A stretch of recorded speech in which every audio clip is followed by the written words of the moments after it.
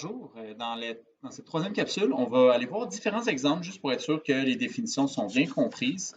Alors, on va commencer vraiment avec les exercices qui sont dans le cahier de notes de cours, en partant avec la page 91. Donc, on commence vraiment au début. Donc, je vais y aller et on va aller faire les exemples ensemble. Alors, premier petit exemple. On a un graphe à droite ici avec les sommets A, B, C, D, E, F. Et là, la question, c'est quels sont les sommets, quels sont les arêtes? Alors, quand on parle d'un graphe, c'est important de comprendre qu'on parle d'un ensemble de sommets et d'un ensemble d'arêtes. Alors, lorsqu'on va les nommer, ça va être important d'aller les placer entre accolades, comme ça.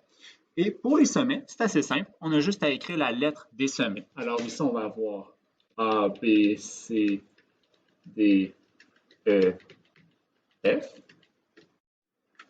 Et pour les arêtes, bien, c'est pas vraiment plus compliqué. Même chose, entre accolades, on identifie les différentes arêtes.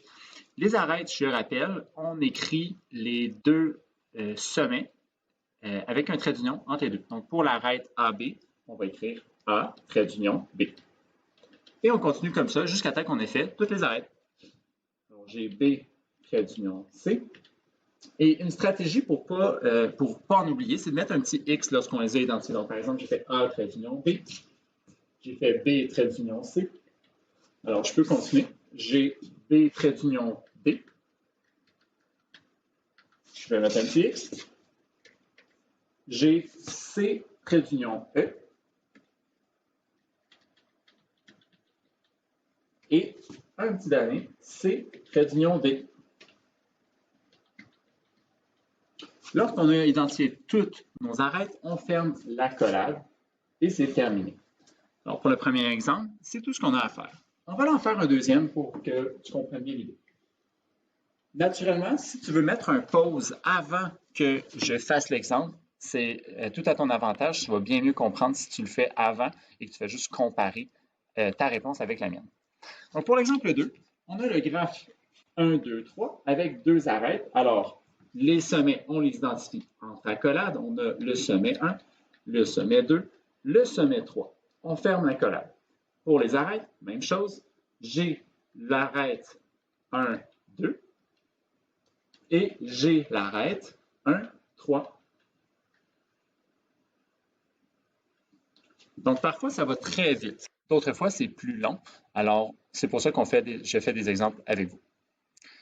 Donc, on a maintenant un exemple avec un contexte plus réel. Alors, on a les trajets d'autobus entre différents arrêts. Et là, on nous pose deux questions. Donc, dans le graphe ci-contre, les arrêts d'autobus d'un service de transport en commun sont représentés par quoi? Et si on regarde le dessin, donc le graphe, on a différents sommets et entre chaque sommet, on a des arrêts. Alors, logiquement, les arrêts d'autobus, ce sera les lettres. Et on sait que les lettres, ça a comme nom les sommets. Alors, on a les sommets pour les arrêts d'autobus et les différents tronçons des trajets sont représentés par les arêtes. Alors, j'espère que cette capsule d'exercice t'a aidé à comprendre c'était quoi les différentes définitions, c'était quoi un sommet, c'était quoi une arête, et de comment écrire les arêtes et les sommets. À plus!